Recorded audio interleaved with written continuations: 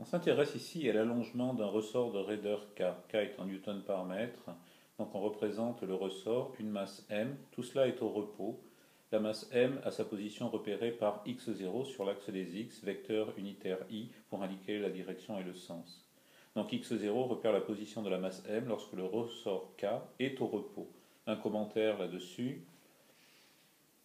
Lorsque le ressort de raideur K est au repos, aucune force ne s'applique à la masse M suivant l'axe OX que l'on a défini au transparent précédent.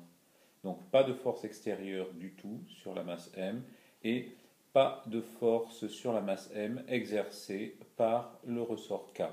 Ça c'est un point très important. À partir de là, on peut se poser la question de la description de la déformation du ressort. Donc là, on a une force extérieure qui est appliquée, mais qui n'est pas représentée ici. Le but ici est de calculer le vecteur allongement en bleu.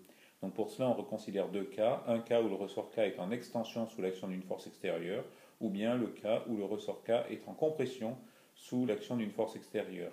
La position initiale au repos est toujours définie par x0. Maintenant, la masse m est en x lorsque l'on est dans le cas à gauche de l'extension, allongement ou dilatation. On voit que le vecteur allongement est décrit par x moins x0 que multiplie i.